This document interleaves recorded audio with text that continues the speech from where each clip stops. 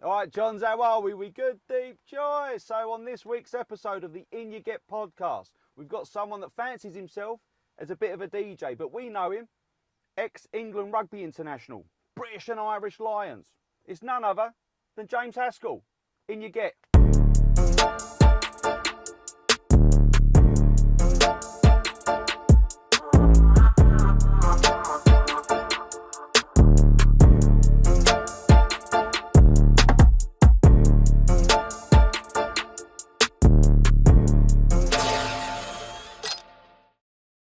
So, Hask, how are we? Absolutely delightful, mate. Delightful. Deep joy. Thank you for agreeing to doing this with me, mate. That's all right. I've never been to this part of the world. I've seen it on Channel 4 documentaries. Yeah. How the other half live, but it's very nice to be here, actually. Yeah, that's right. To be fair, doing this podcast was a little bit your idea, wasn't it?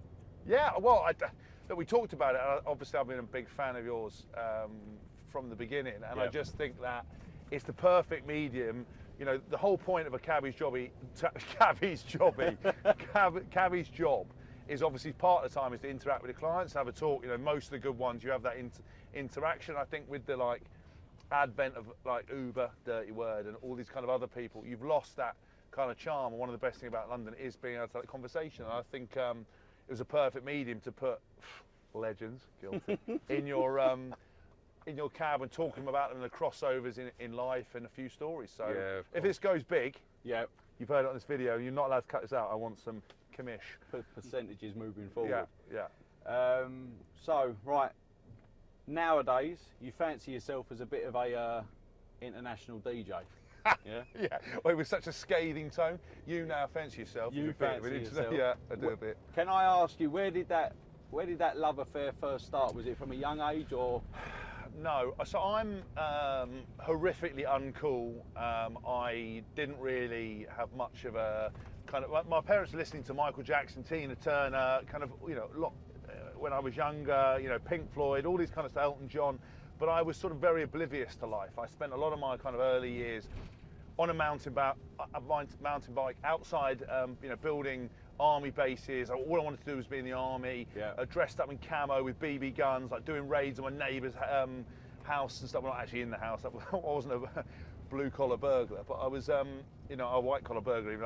It was sort of, you know, just playing fun and games. I was very into sports, but I wasn't very culturally aware, wasn't very, you know, I wasn't up with pop culture. You know, the first CD I bought was age 15, brimful of Asher on the 45. I only did it because I went with my mates and I used to go to HMV and buy CDs. I didn't really have pocket money as a kid. Gotcha. And I wasn't like Oliver Twist, but I just didn't have that kind of thing. So my mum still, you know, chose my clothing up until the age of 15. I put some clothes out of bed for you to wear, and I just didn't. Where did she go? High and mighty? Oh, no, well, I was sort of tall and thin then. I mean, but it was sort of like, you know, brush your hair to one side before it was fashionable, before you and I started cutting the trend, you know, or Peaky Blinders, I should say. And then, you know, sort of high-waisted trousers, just awkward gears. Used to try and dress me as like my brother, who's younger. And then basically I sort of then started to become a bit more aware of it. And actually the real love affair of music started when I was probably 16, 17, went to a sports psychologist and was talking about kind of how to get consistent performance. So if you're back in the day when people used to play rugby or sport, you had 8 games a season. You can do 8 games on emotion. You know, you can have that kind of easily, readily made fire, competitive nature, motivation. When you're playing 30 odd games a season, you're travelling, you know, you could be tired, you could have an argument with your partner, you're injured, the media could be hammering you. Yeah. How do you consistently prepare? And she recommended putting playlists together with music. So I started doing that. We all know when we hear a song that makes you feel $1 million, or you go, wow, I feel so motivated, whatever it might be. You feel like you've got the biggest knob in the world when you go to a club and you hear your tune, don't you? Yes, well, I feel like anyway, but I just mean, you know, like, you know, sunshine, and you get in your cab, you put on the radio, and something comes on, you're like, oh, today's going to be a good day. Yeah. Obviously, a lot of people, you know, back then didn't used to listen to music before games. So when I used to put this playlist together, I was one of the only people on the team bus wearing headphones. So is it because it was frowned upon by management and they didn't like it? Yes, they basically thought that if you were listening to music, you weren't concentrating. In the zone. Yeah, in the zone. You know, if you were in the changing room and they were talking and the captain was talking, you had to listen. And I got loads of criticism from the old heads. get your headphones off, fucking, you know, you're not listening. Yeah. And so it got to the point where I ended up, you know, I used to have big cans, got them smaller and smaller until I was wearing just inner ears, and I'd have one out so they could see me, and then I would be looking at notes as well, would match up to the music, kind of thoughts about that specific game. And they were like, look, you know, you're not concentrating, you know, buried your head in notes. So when the first iPod came out, there was a function you could actually put notes on it. So I had the notes on the iPod so people didn't know I was doing it. Right, and then basically the music kind of built up to the point where I started to then go to Las Vegas in the off season. You walk into those pool parties, you know, beautiful people, a man standing at the front, a woman standing at the front, controlling everyone's vibe. Yeah. And I just thought, do you know what? I love the music. I love attention. I'm a massive attention whore. Why would I not want to go and do this? And so I started looking into DJing, and it turns out a lot of people who were into rugby were DJs. So Simon Dunmore from Defected Records, Jaguar Skills, Seb Fontaine, all these guys were really into music. So I sort of started doing a bit, and I reached out to a few of them, and they gave me some lessons. But a lot of the way I learn is very much about doing it through a process-based thing. Yeah. I'm not overly creative. You know, like artists sometimes can just do stuff. So I started doing a course at a place that's called Sub Bass that's now extinct. And my first gig, if you finish the course, was at Ministry of Sound. And I did a Ministry of Sound on the balcony. And I did it, absolutely loved it, shit in my pants. And through that process, I kind of used music continuously while I was playing, but my music taste changed. And I remember my first playlist had like Coldplay, Oasis, The Wanted, all that stuff on. By the end of it, it was all very housey, into techno kind of music. And that journey kind of progressed. And I remember getting my first I went to get a DJ agent. The guy was a bit of a prick, and he was like, you know, why are you into DJing? And I was like, oh, because I just want to perform. He's like, good, because you won't fucking make any money. And I was like, all right, well, I just want to do it. You know, that's what I want to do. Did you just say that, or did you say, like, shut up, your mum? No, I've actually, when I respect people, or like they're in a position of kind of power, remember my whole life has been teacher-pupil relationship, you know, always at school, but at coaching. So I'm quite respectful in that regard. Now I've retired and I don't have a boss. It's very difficult for me not to tell you to go fuck yourself, because I don't have to worry about it. There's no repercussions of it. It's like me trying to tell you how to work along the back row and how to ruck. Do you know what I mean? It's like, well, I'd listen to what you had to say. Yeah. And if you made, you know, there might be something in there that I'd take out of it, and I'd be respectful. I find it hard when fans who know nothing about anything, who've never experienced it, don't understand the pressure, are sitting in the safety of their stand, their living room. Yeah. I mean, we can all see what we should be doing, but it's one thing to be doing it in the moment and change 14 other people on the field's minds at the same time to conform. So, but they miss all those kind of nuances. I bet the fans are different, because I mean, like when you've played, like obviously rugby union, international rugby, and all that, if you've had a shit game, you'll get told about it. Yeah. Whereas if you've had a shit set, I don't know. I think people are so off on their fucking rocker that they're so turboed up that they won't tell you were shit. Do you know what? Actually, a lot of the time with the DJing stuff, it surprises people a lot, because they don't think I'm actually doing it. Right. So when they see me doing it, mixing it, using 3 decks, putting the song choices together, they're like, "Wow, you can actually do it." And I get that. Look at that fucking big bullock. Look Yeah, at him. yeah, exactly. But they say actually you can do it, which is good.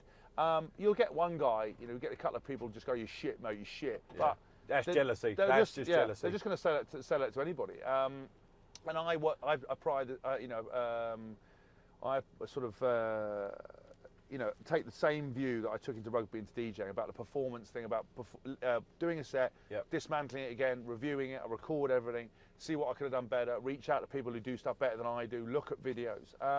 And it's got to the point where I've done some pretty cool stuff with the DJing. It's very hard to get those credible gigs and be seen as credible, because I will always be a Z-list celebrity DJ. But if you make the music, which I've started to do, and the sound that I want to find, I think they can get you some more credible stuff. And for me, that's my real journey. You know, there's so much good that I can do that I've learned from rugby, which is the determination, which is the work ethic. But I'm going into an unknown world where, you know, it's very, you know, you can't quantify all of it. You know, you see in the media world and stuff, like, why does one video do better than another? Why does one joke work better than another?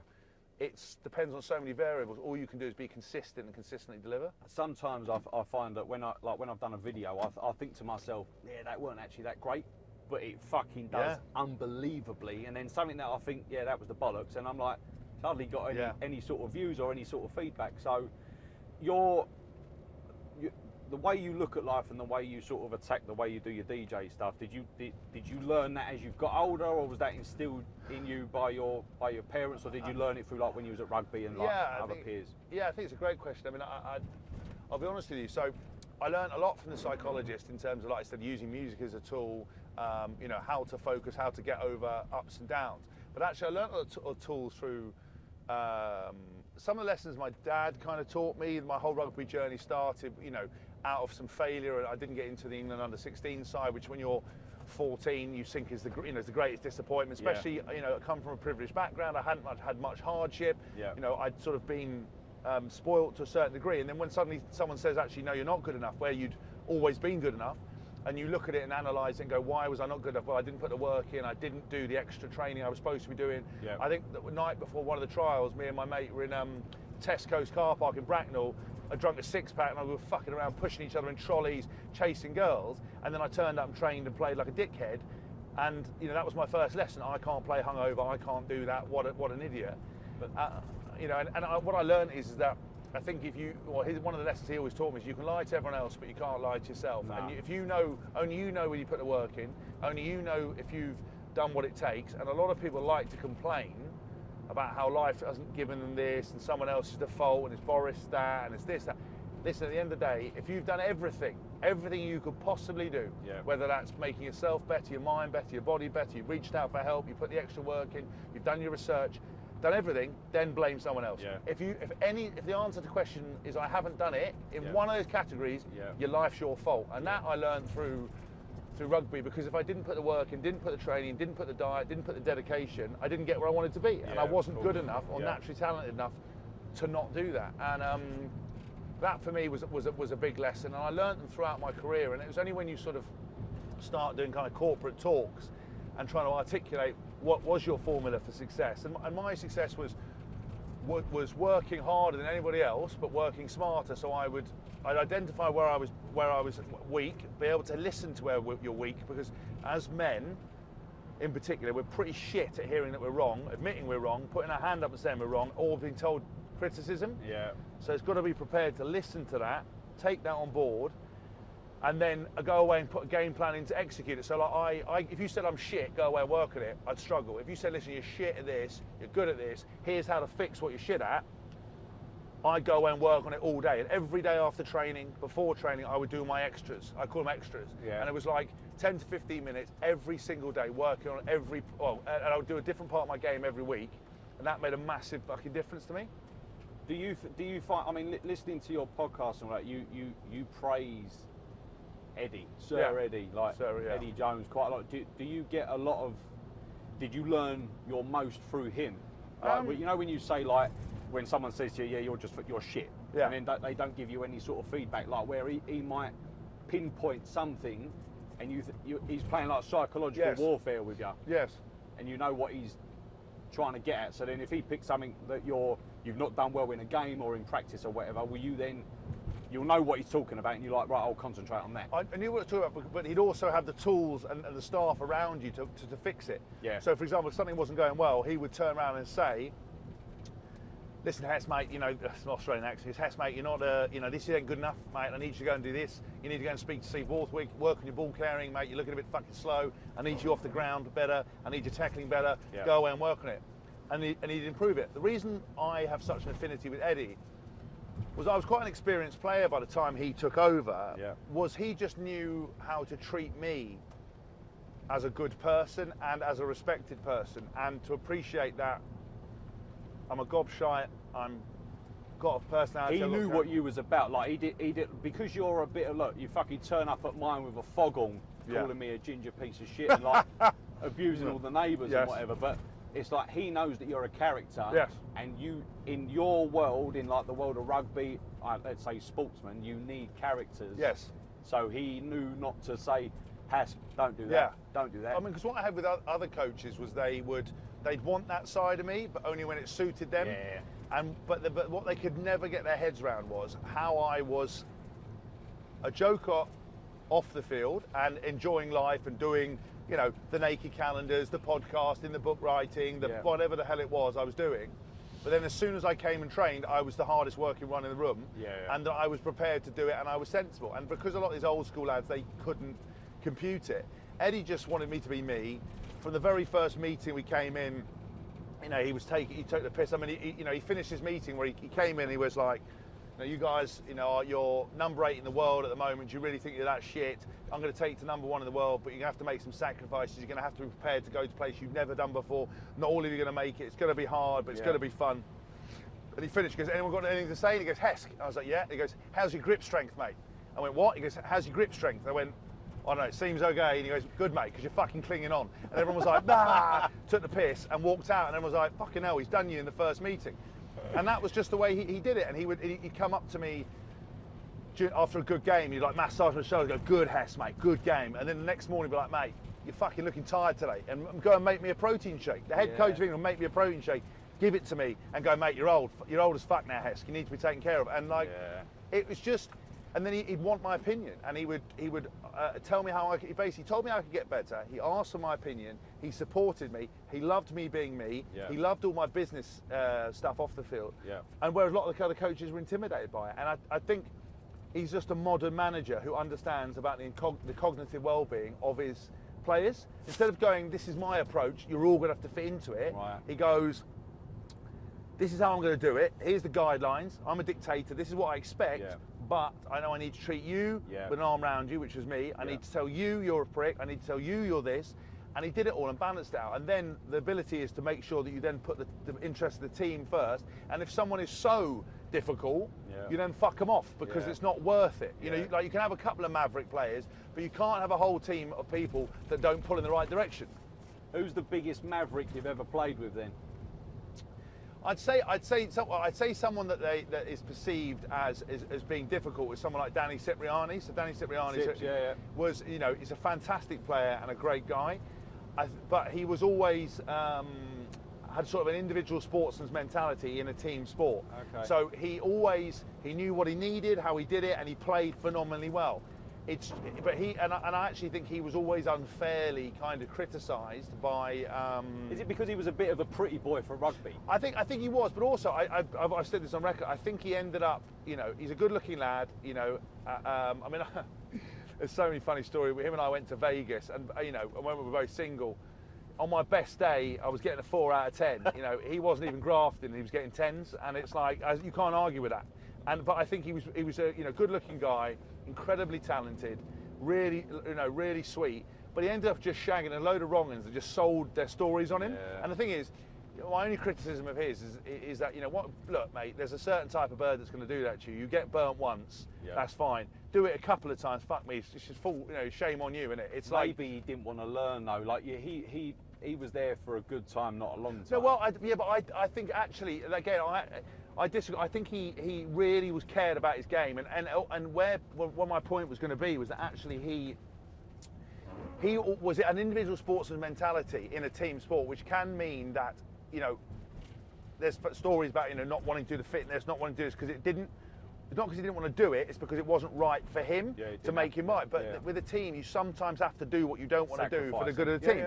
And it wasn't because he didn't care. He wanted to be the best he could be, and he used to work so hard. And I think he was unfairly pigeonholed because of those things where it looks like, people said he was out on the town, he never was. It's just because he shagged a couple of wrong-uns who then sold the story, it then creates this narrative that he's there for a good time, not a long time. And actually it wasn't. He was really, really dedicated, really focused. So he was good at what he was good at. Yeah, he was very good at what he was, and he was very good at being the problem, the summation of it is that you're in a team, you can't turn around in a session and say, I'm not going to do this, I'm not going to do that. No. And that's when you become too difficult to manage. Where is the juice worth the squeeze? Is it worth, do you have to manage this guy all the time? And is it one rule for him versus one rule for everyone else? And unfortunately, in a team sport, and I think in a game like rugby that hasn't been that progressive at times, people just couldn't be bothered to put the time in.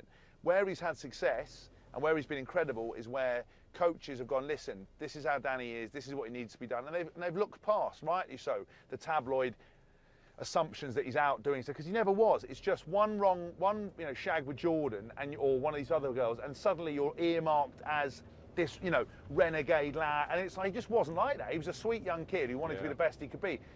but we've all like I am. Do you really didn't have the right coaching around him? I don't think he had the right coaching. I don't think he had the right. He didn't have the right coaching. I think he didn't have right people looked after him. I think too many people hung him out to dry, and I think that's unfortunate. And I think he still was for a number of years England's best 10. And when he was playing at Gloucester, that year that he played and he won Premiership Player of the Year, won everything. He was utterly incredible, and he should have gone to the World Cup. Right. But that is just my view. And the other side of it again, was he so good that you could put up with him not necessarily towing the party line within the squad in regards to what he needed as a player? The honest answer is, I don't think he was, and that is why I think he didn't have the success he deserved. But he still had a phenomenal career. Yeah, for sure. So, talking about rugby, how much do you miss it? How much do you miss playing? But also, adding on to that, like the way you talk about, like, yet again, harping back to your podcast, The Good, Bad and the Rugby, with Tins and Pano. Pano. Yeah, Pano. Don't call me Pano. Like the way you guys talk about rugby and the way you talk about the old fuckers in the game, that the way I listen to it, correct me if I'm wrong, the way I listen to it is that they're holding the progression of it back. Why are people like you enthusiastic about what you do in everything that you do? Why are people like you not involved in like the higher ends of like the England selection team? Do you know what I mean? Yeah, I know what you mean. I think it's a very hard one because would I want to be actively involved? Look, I think there's always people in life who can pick holes in everything and then don't come up with solutions and just fuck off into the night. I never wanted to be one of those people, and I only ever talk from my experience without the inner knowledge. But I would say that from what I've seen in the game, rugby is not, it never will be ever as big a game as rugby as football. Yeah. It will never be on that stage. But you have to appreciate where you're at, and we're probably behind cricket in popularity in this country. If you look at things like social media numbers and notoriety and how well people are known. Yeah. And I think one of our biggest stars, is Marcus Smith now. He's got 130,000 followers. The biggest cricketer's 1.5 million, 2 million. Yeah. And that's not the be all and the end all, but we're in a commercial game. We're in a commercial business. And a lot of the clubs have always gone with this, keep your head down, humble first. We don't want to build up characters. No one's bigger than the team. Talk about all these values. You look at England games in the RFU. All these old boys in blazers who've all been around there, who used to play in the good old days. They know nothing about marketing, nothing about commercialism, nothing about how to grow the game. And we're trying to create an entertainment business because that's where the longevity is. Yeah. With everything you've got to compete with now, you need something that's easily digestible, understandable, has big moments, has characters to get behind, almost a bit like the NFL or NBA models, where you can name, I'm not even watch basketball, but you talk about, Steph Curry, LeBron James, Kobe Bryant, Shaq O'Neal, all these kind of guys that they couldn't name one player over here. And that's the difference. And I think rugby, it has so many good things about it. It's held back by these people in positions who don't necessarily have the qualification to be there, but they have them there because they used to be a good player and they're a good lad, and that's how we promote from within, and that's what we do. And so I'm very vocal about it, but I am not seen as somebody to be listened to by them or to be involved. For example, we have the biggest rugby podcast in the world and one of the biggest sports shows in the world, and we get more viewers or listeners to one episode than you would in any Premiership game, even put on BT Sport. Yeah. And obviously when you're at the Six Nations it's bigger, but some of these games, and not one of us works on mainstream TV or mainstream media now.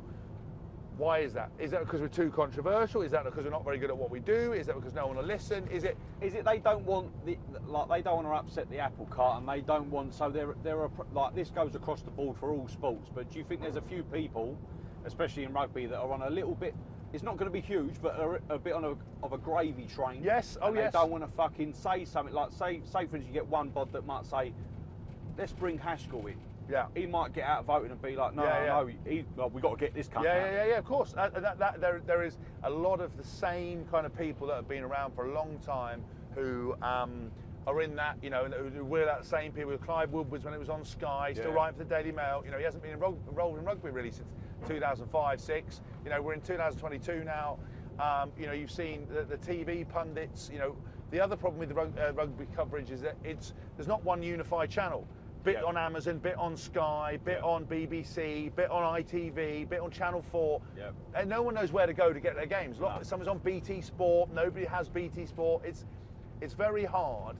And I think, look, I think what they go for is safe, dependable stars. So, you know, you have guys that have achieved way more than me in the game, but maybe not that, I don't know, engaging or stuff, but are seen as better. So when they're wheeled out on TV, they're seen as great. I'll tell you someone I thought was brilliant was a guy called Dylan Hartley, former teammate of mine.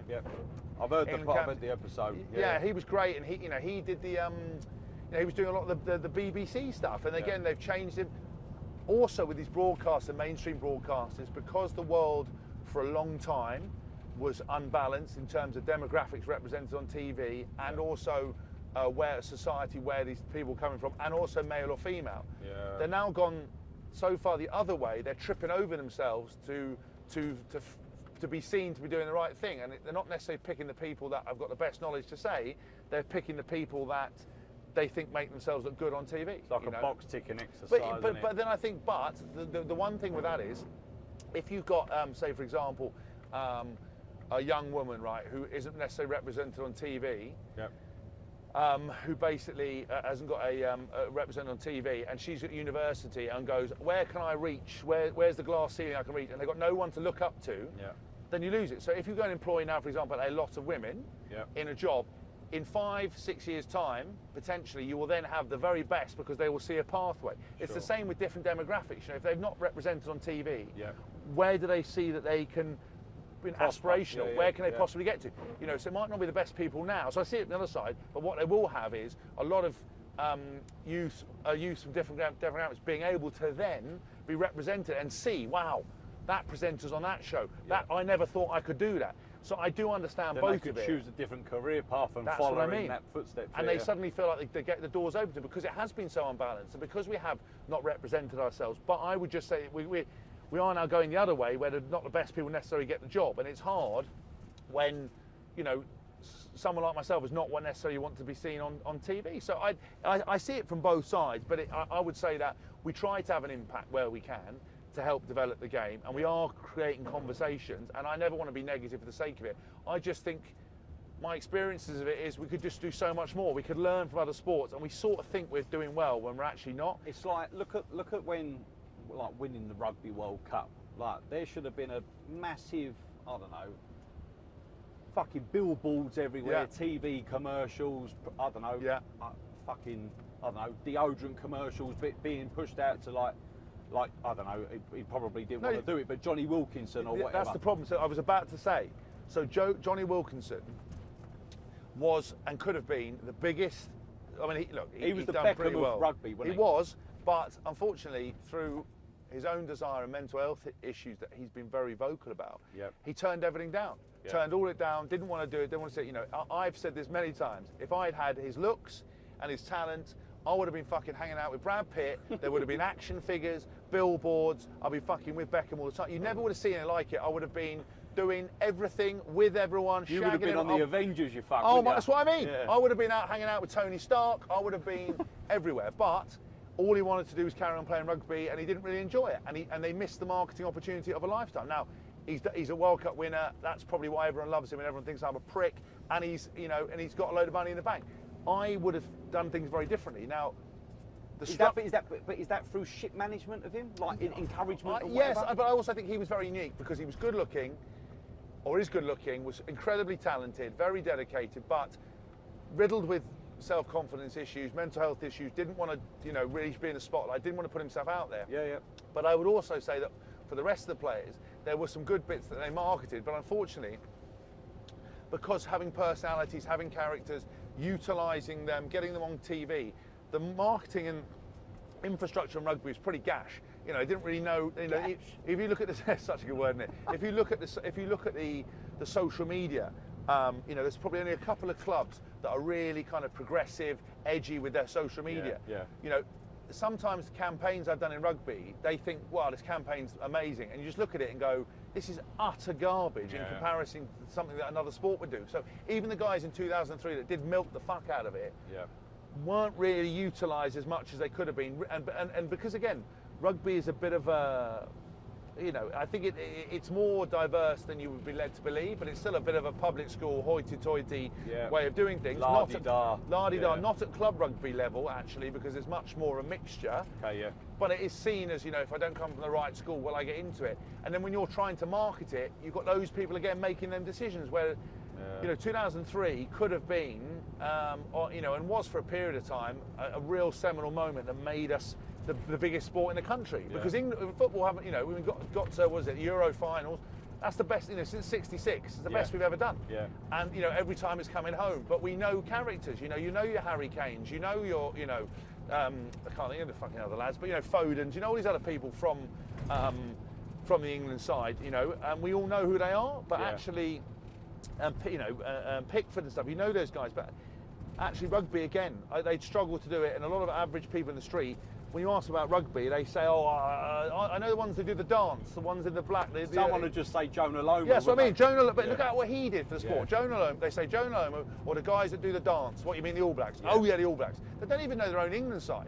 So we've got so much to do to raise awareness, and we know we don't play it in a lot of schools. Do you think, like, let's say grassroots and all that? Do you think a lot of clubs or let's say universities, colleges, are scared to take the jump, like to make, like you talk about like social media side of things at like Premier League clubs and that, it's like some have got it all right, some have like fucking are just shit. Do you reckon they just don't want to go down the path? They got their fucking little avenue, and it's like, we're happy with what we're doing, we're making a little bit of money, we might get the odd bod that makes it through and then ends up representing England and then onto the British and Irish Lions, and we can say, oh yeah, we come to our he went to our school. Like, they don't want to take it that step further. I mean, I don't think clubs are scared to take the leap. I just think that a lot of kids at school don't play sport anymore. Hence, we've got an obesity epidemic and everyone's stuck on their phones, and most of the government has sold the training fields away. You're big on the old fat fighter stuff, aren't you? Because, I mean, look, I say this the other day, I was going to do a video on my Instagram about it. I went into the you know, the vaccinations place to get this booster, because I can't get into France getting a booster. I had my 2 jabs, and I was like, I'm happy with that. I've had COVID twice, I'm done.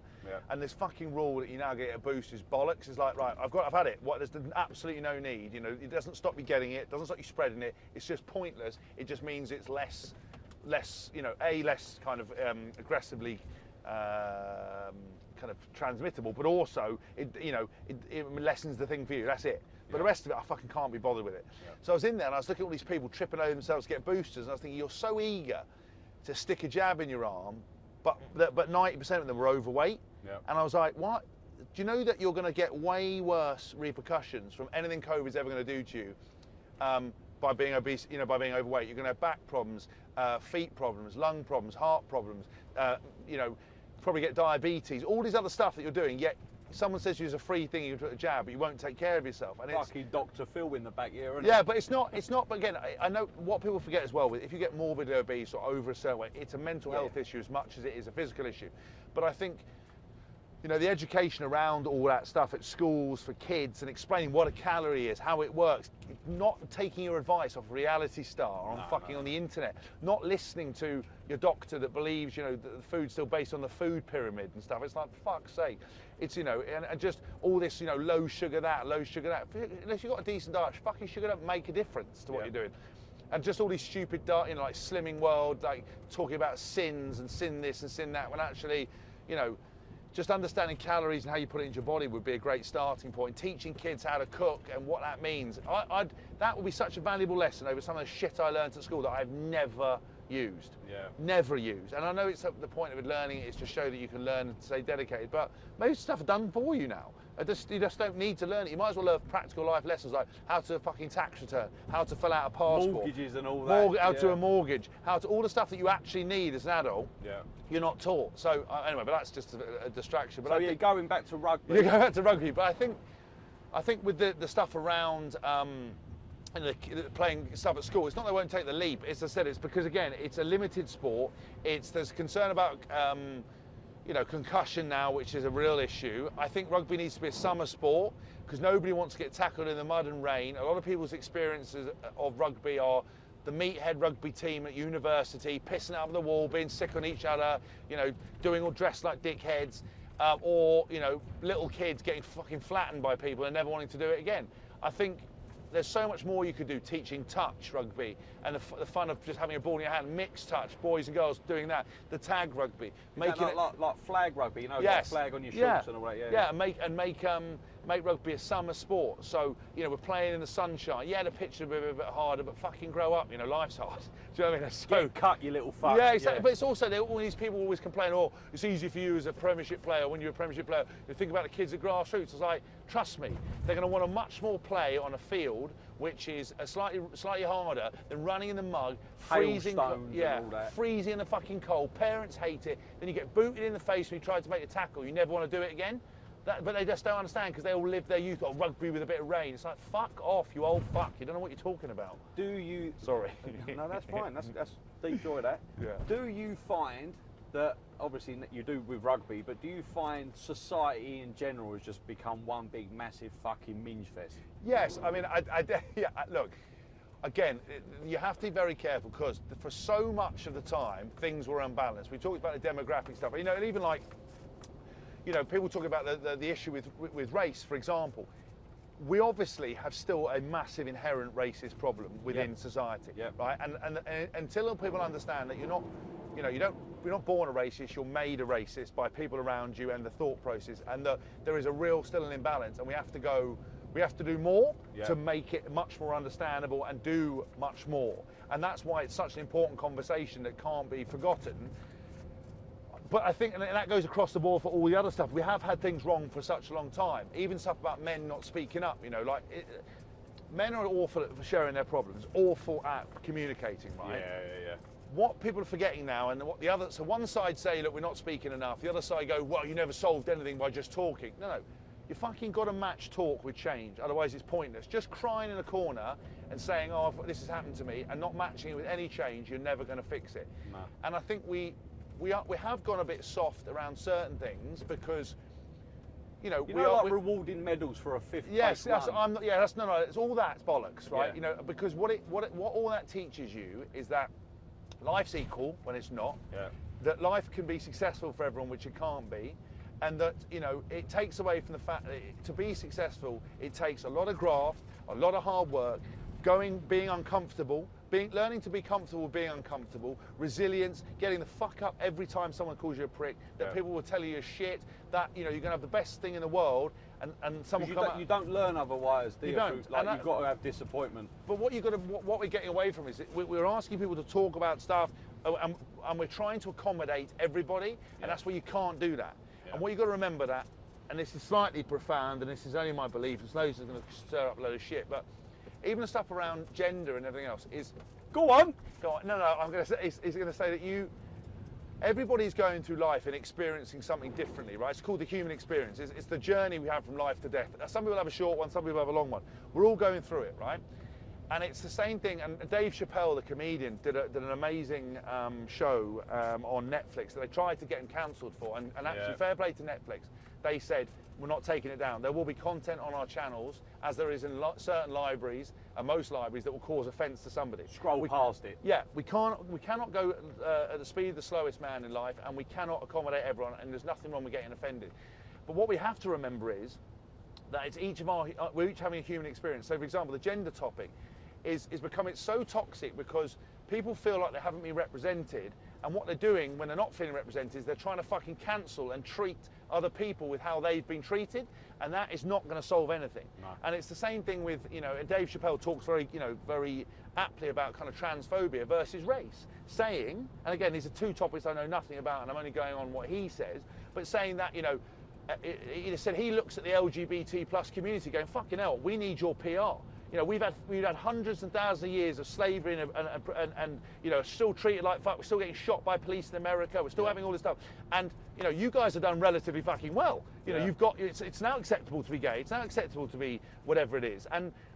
But I just think trying to cancel people, trying to cancel him in such an aggressive way is not going to fix anything. And I just think people need to understand that they see life through only their eyes, and that you cannot appreciate that we can't. Sorry, you have to appreciate that not everyone sees it as you, and that if you don't like something, you just move on. That you ask for acceptance, you try to treat people nicely, but you don't try and burn the person's house down or take their livelihood away if they don't understand you. And as I said, it's very hard, that process, because my brother's gay. I'm very kind of very open about all this kind of stuff and gender stuff. What I find hard is that I don't believe that you can feel like you're nothing, and I don't believe that you can also get upset if someone doesn't understand what you're going through. It's like once you've educated and go, actually, wow, I didn't know that. Okay, I will do whatever you require me to do. But if I don't get it right, or I say something that I believe, or that is backed up by science and sort of things that we've learnt through history that give us our identities and our kind of things that we hold society on.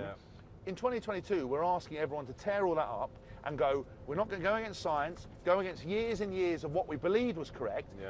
It's going to take, and I'm not saying that's not the right way of doing it, I'm just going to say it's going to take us a long time to fucking get it right, and I just think that comes down to all of this stuff, is that we're all just experiencing life, and we just all need to take a minute, and this whole cancel culture and taking offence and trying to end people, it's never going to work. It's just going to cause more and more problems. More divide, doesn't it? It causes more divide, and I just think, like I said, it hasn't become softer. Well, it has become softer.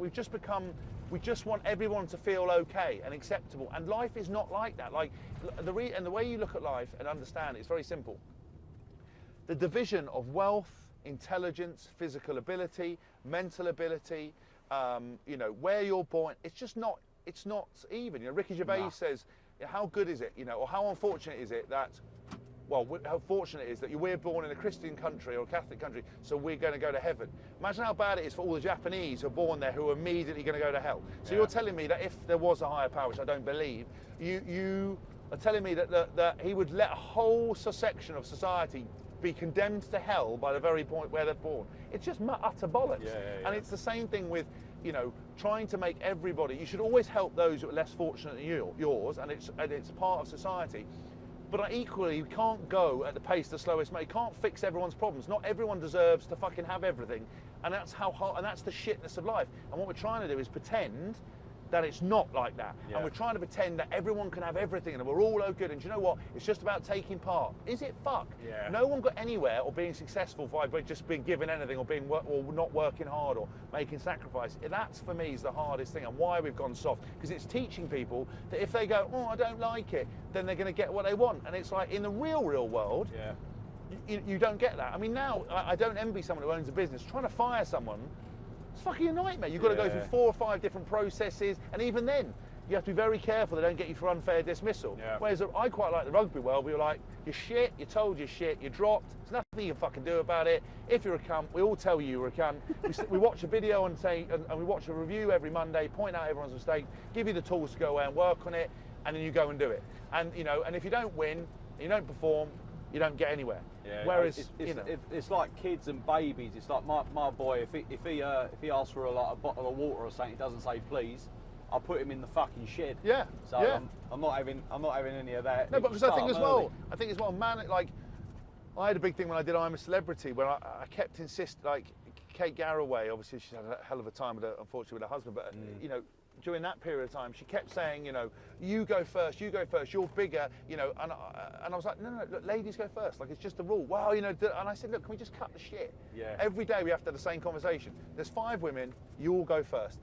And then I was told that actually, chivalry is not letting women or telling women to go first, is letting them decide. And I was like, fuck's sake, I can't, fucking boring, and if you want to open a door and you open the door, I don't need a man to open the door. All right, well, I don't. It's just what I've been taught. Yeah, that's what I mean. But it's just what I've been taught, and it's like, But then again, then I always laugh. And there's that thing where when the feminism disappears when it's time to pay for the bill. It's like, but I'm very tongue in facetious, because that's just a meme that I saw. But it's like, it's fucking true though. But then the best thing about Chloe is that she pays for half of everything, is successful, works hard, and I'm about to have a little girl. I wouldn't buy my daughter a mop and bucket set and my son a fucking calculator and a suit. I would let them, those gender roles, do whatever you want to do. Yeah. But I think we're getting ourselves so bogged down where, like, What's wrong with me opening a door? What's wrong with me offering to pay on the first date? What's wrong with a girl offering to pay? It doesn't, none of this stuff matters, but it's become such a fucking, a load of drama, and it's... Because you then start going down the fucking rabbit hole. It's like, where does it end? That's what I mean, and where does it end? Because we had these kind of things, and like, for example, you know, I see it all the time with Chloe and how people treat her in front of me, that sexism is alive and real, and that it needs to be, you know, you need to look at it, because, you know, sometimes men will just ignore her, talk to me, she'll say an answer, I'll say the same thing, and or someone will say the same thing. Well, my wife just said that, and they only look at her to see if she's fit, and then they carry on, and like, I've seen you bend over on your Instagram, love. Yeah, that's what I mean. And just stuff on you know, in businesses. You know, it has been unfair for a long time, and we've got to put it right. But also, we still have to understand that I've been brought up in a certain way, and that, you know, if you need to tell me that, okay, perhaps letting women go first is insulting them, then I'll do that. But like, I remember Kate kept saying, oh, you know, I slept on the floor because there wasn't a bed for me, and she kept saying, you know, you're too big, you sleep, you know, I'll sleep on the floor. It's like, Kate, I'm not throwing a woman out of a bed. Like, I just wouldn't do it. I'd rather not do it. But like what you say, it's when it suits certain people in certain situations. It's like, if I don't think you should neglect the way you was brought up with regards to how you treat women. Like, you are a full-blooded, like, heterosexual male. It's manners, ladies first. Open the door, fucking open her, pull out her chair for her to sit down. Because, I mean, I was just going to get onto this and say congratulations to you and Chloe about to have a little girl. It's like, you want your little girl, when she grows older, you want her to be treated like a fucking princess. Yes. You know what I mean? You would like her husband, a future husband, to pull out a chair, or someone's going to like fucking listen to this and say, well, why can't she be with a woman? I want to, like, because Chloe's taught me a lot about kind of being compassionate and actually shedding a light on the stuff of how it is unbalanced a lot, and how, you know, women aren't treated as well as they should be, and you can understand why there is this outcry to do things the other way. And I want my daughter to be like her. I want her to be strong, independent, where the sky is the limit, where she can do whatever she wants to be, be with whoever she wants to be, and whatever else. Yeah. But I also want her to have an expectation that there are certain boundaries that men should adhere to, that they should be polite, they should be and she should be polite and back, and that she should, you know, earn money and do whatever she should do. And like, I think, you know, because we had the old thing where you get married and your missus doesn't work, all that old, it's like, fuck off. It's like, I want my missus to be 10 times more successful than me. I want her to do whatever she wants to do. And like, a lot of men can't handle having a powerful woman because it sheds a light on them. Fuck that. I want her to be... You'd rather sit home with your feet up doing your decks, wouldn't you? I would be a kept man. I don't care about it. My dignity and stuff is not, and my pride is not wrapped up in stuff like that. And I think, you know, unfortunately, with the social media, with all the advents of smartphones, listening to a lot of people, all the kind of, you know, there's a lot of kind of aggression going towards women, and even just, you know, without getting even more deep than we are going, like things around the sexual stuff, you know, like men watching tons of porn and thinking the expectation of women is that is how you're supposed to behave. And you see, I mean, apparently we're like the figures in terms of like violent crimes or abuse, it's just gone through the roof because we're losing boundaries. And actually, I think some fucking chivalry and some actual manners and stuff, and understanding boundaries, and parents bringing them up to go, listen, you know, this is how you respect a woman, this is how a woman respects a man, these are what you should do, I think would be a good place to start, to re-put somebody's balance in it. It's not inhibiting, it doesn't stop them being anything they want to do, it just says, look, you know, son, if you're, you know, you don't lay a hand on a woman, you're a gentleman, this is what you do, this is how you do it.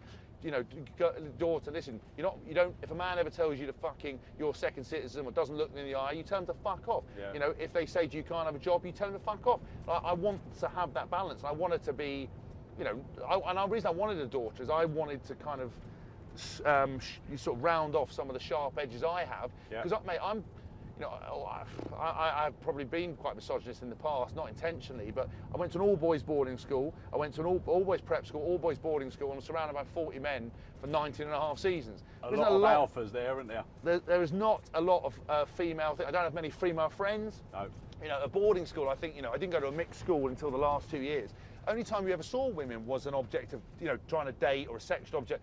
There wasn't any of that kind of interaction. I wouldn't do that to my children now, because I think, and why a lot of these, you know, these toffs and people who go to Twickenham and barbers and a lot of these people, that's the exposure they had. They don't understand women. A lot of them, you know, they don't have that kind of exposure. And so I wanted a daughter because I I think it'll make me a better person. B, hopefully she'll come out like Chloe, and you know, and she'll be. I want her to be, you know, strong, and she can kick fuck out of a bloke, but also, you know, into Disney and everything else. Like Mike Tyndall's daughter, Mia, is actually very, very like that kind of. She's quite a sweet girl, but she's like, you know, she like goes and plays rugby with the lads, like cuts them in half.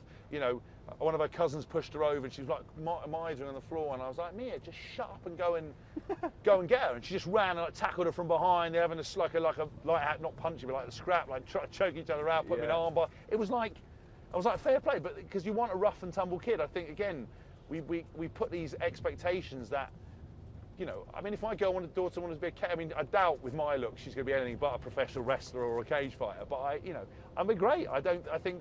But if she wants to be a ballerina, or she wants to do whatever, she can do whatever she wants, or she wants to be a badass lawyer. Because I think, and I'm a bit ranty, but it's interesting when a man comes into an office, and this is what I saw interviewing some of the people for my other podcast, What of Lanka. You know, you have women going into workplace. Yeah, a bit of a plug. Sorry. You had these women going into workplaces, and they were like, right, I want to embrace my sexualism, like I want to be, you know, and express myself, but I don't want to be seen as not professional.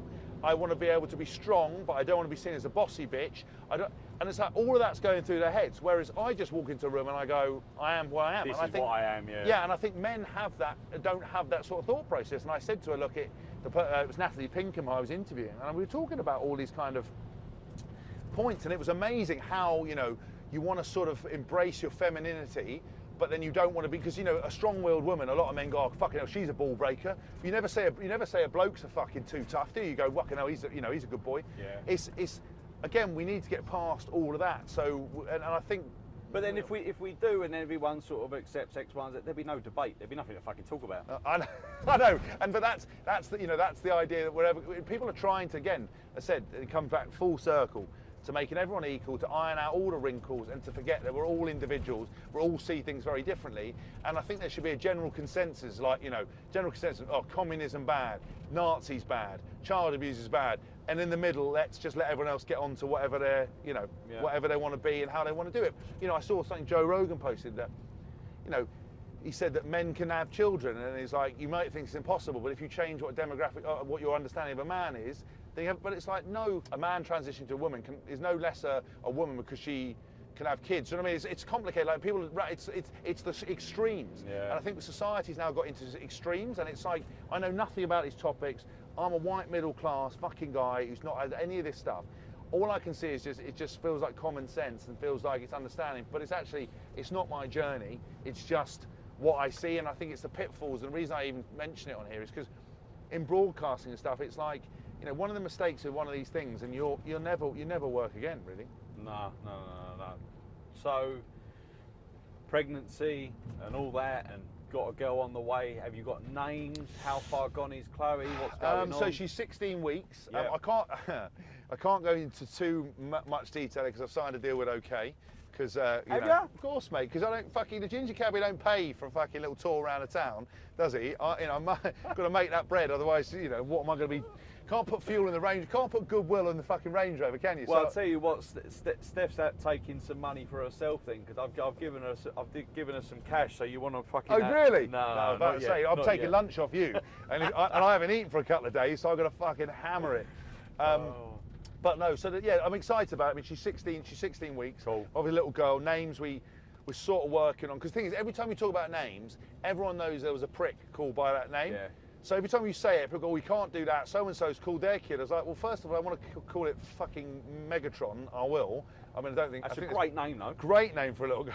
You know, some guy tried to do that, and they... I think they called his kid Megatron, and they like, child services got involved, because I think there is... I know you can call your kid anything, like, you know, Elon Musk called it XPYOP, whatever the fuck it's called. I think there is a certain limit to how much of a dickhead you could be, like, you know... that's just untold amount of money, though, isn't it? That's or you want your kid to be fucking bullied. Yeah, that's what I mean. Again, parents just don't really consider it. They're like, well, we hope they won't get bullied. Well, you've called it. I mean, that's the thing. Tarquin. If I call my kid Petal, and she turns out to be a 6'1" wrestler, you know, with a biker girlfriend, I don't think going, oh God, here comes Petal Haskell, it's going to be a good, we're sort of setting her up for a fall, just if I had a son. I mean, my mate has called his kid Apollo Fox, right? A fucking unbelievable name, Apollo Fox. And like both the parents are very, like, super attractive, and dad's a massive character. But Apollo Fox, like, it's good, it's setting out, you've got to have something about you to be called Apollo Fox. Yeah. So I just got to be very careful, because I'm obviously a bit of a prick. People perceive me as that already. My kid's already going to be on the back foot. I just need to make sure that I just do justice by her, and that she's cute and sweet, and that I don't give her any more. Just call her Johnetta. Johnetta. Johnetta. I mean, yeah, because Chloe does like boys' names for girls. So I was like, what, like Terry? John, Terry. Just John. Yeah, not John Terry. Fuck that. No. Jesus Christ. No, John or Terry, not John Terry. Yeah. Terry's nice with an I. Yeah. Oh yeah, forgot that. Yeah. I want to like Nigel. Nigel with a Y. Nigele. Nigele. Yeah. Top man. Listen, Hask, thank you very much for coming on. Thank you. Let's hope we didn't get cancelled. No, we definitely won't. I've got a little bit of a treat for you. Have you? Yeah, it's a surprise. So all right. Bear with me for 5 minutes. I will. Top man. It's not you in a thong, is it?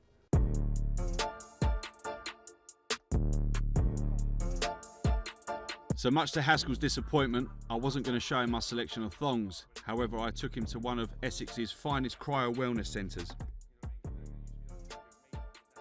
I was acting a bit of a goat flexing next to him, because he is a bit of a unit of a man. And he knows, being a sportsman, what it means to have mental and physical rehabilitation. So what we've done, we've got him into an ice chamber. We've got him in there at a minus 140 degrees. Let's see how he gets on with it. Look at him, man mountain of a man. Triceps, biceps, pecs and abs.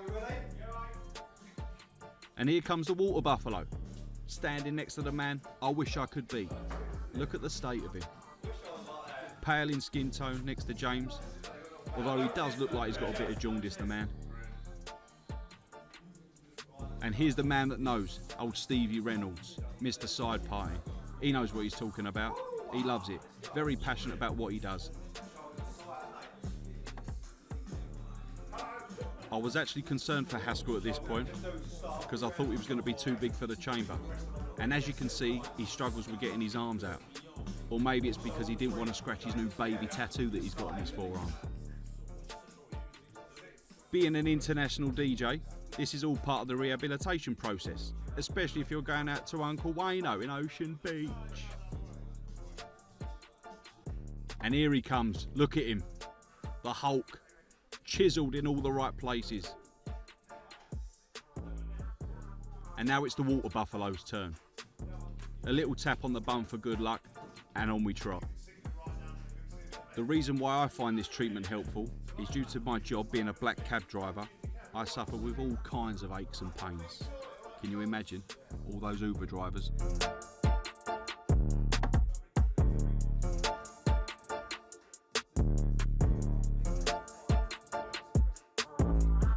When getting out of the chamber, I must admit your world feels a little bit weird, your equilibrium is all over the place.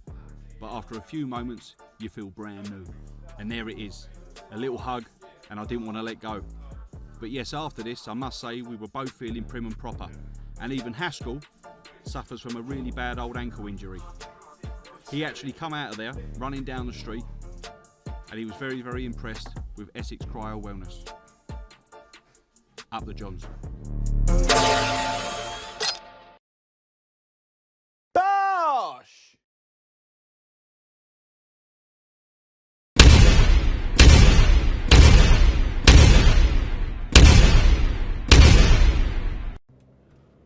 Right, Mr. Haskell. Hask. Yes. I've got some quick fire questions for you. Fine. So some of the like bit of yes, no, whatever. The clues in the fucking title. Yeah, I got that. I'm not on the slow readers group. Deep joy. Got a bit of this from your Good, Bad and Rugby podcast. Of course you Gave did. a bit of an Oh, idea. plagiarism's a form of flattery, isn't it? Bit of an idea. Right. So what was bigger bollocks? Brexit or COVID? I'd say COVID is the bigger bollocks. Right. What's your favourite word? What is my favourite word? Well, Could be any word. I quite like cunt. If Yeah, I'm there honest you with go. Name a place in the world that you visited that you think's overrated.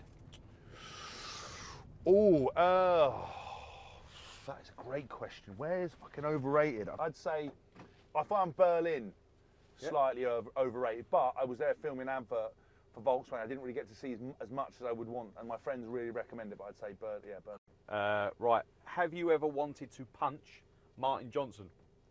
No, I've never wanted to punch Martin Johnson because he's just a legend of the game. Do you know what I mean? Like some of the stuff I've rolled my eyes at, but not. No, I would never do that. I respect him too much. Anywhere in the world you would love to DJ?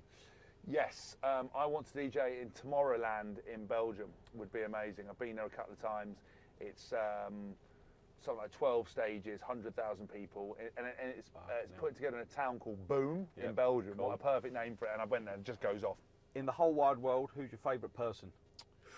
Oh, well, apart from my wife, obviously, who's my favourite person? That you look at, like, you know, when the person calls your phone, gets a text message? I'd say my best mate, Paul Doran-Jones. Yeah? I'd say, yeah.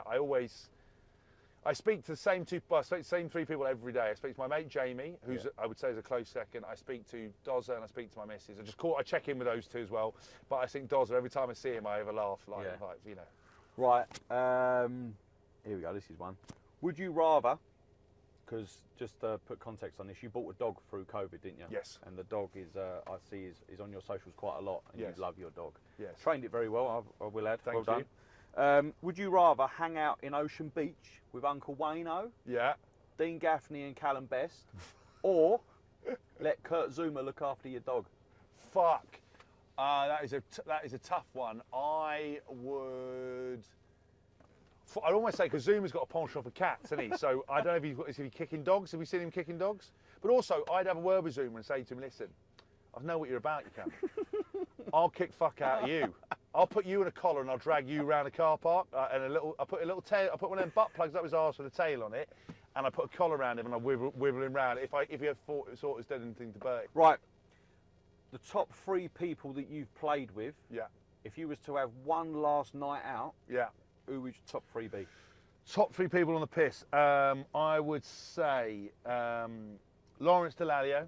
He loves a night out. Big Low. You should Google why he's good on a night out. I won't say it on here. I'd obviously have Dozza. Yeah. And then who would be good for a tear up on a night out? Explain to people who Dozza is. So sorry, Paul Doran-Jones again. Yes. Sorry, Paul Doran-Jones, former teammate and plays for Gloucester and England. He's my best mate. We've got into. He features very heavily in both my books, and he, you know, we've had a few. We've got a few notches on the bedpost and a few battle scars to go with it. Could you just quickly plug your 2 books that you've done? Yeah, please? Yeah. So I've done What a Flanker, which is Sunday Times bestseller, and my new one, Ruck Me. Yeah, you'll love them. If you like any stories. I like the audios. Yeah, I love listening. They're brilliant. Right. Mate, I don't know if you've listened to Ruck Me, but when Doz and I set up the porn business at school with the porn mags, and and then we tried to burn them and they all blew up in the wind, and my mum couldn't understand why there was like fannies and tits all over the thing, and she didn't realise she'd been hoarding Europe's biggest collection of vintage porn mags. Number 3, who's really good on a night out that's like legendary? I reckon Simon Shaw would go quite well as well. Big Simon Shaw, yeah. He's for a man who's like 6'9" and huge. Massive. He is very inconspicuous on a night out and always loves to tear up. Yeah. Really? Loves to tear up. There you go. Fantastic. Very basic, this one. Best player you've played with and against? Best player I played with, I'd say was Jason Robinson. Yep. I used to love watching him play. Yeah, well, amazing. And then I'd say against Brian O'Driscoll.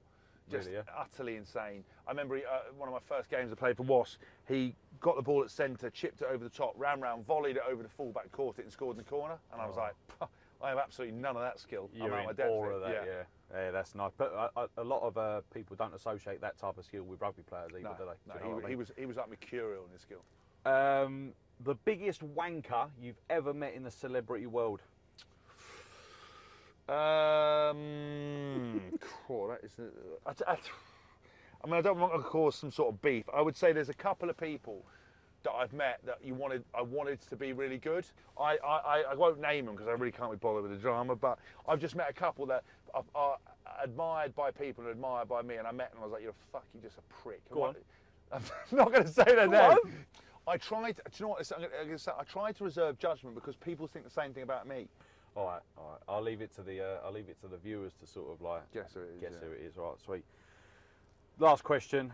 Your biggest and proudest moment in your career, not your life, your career. I'd say winning the Six Nations, getting the Grand Slam in the Six Nations 2016. We'd failed 3 times before. Yeah. Lost against Wales twice, Ireland twice, Wales once, and then went away to France after falling out of the World Cup in 2015 pool stages. Everyone was slagging us. Yeah, It was Eddie Jones. I loved every single minute. And that game, I had back spasm. Wasn't sure I was going to be able to play. Eddie just backed me all week. Yeah. Didn't have to train, didn't have to do anything. And That's that man management, though. so I mean, a lot of other people would have said no if you're not doing it. I managed to do a bit of it, got the back spasm, and I was even on the day of the game all day because it was a night game. Massage, he kept me moving, and I managed to play, and we won it. It was a game changer. Bosh!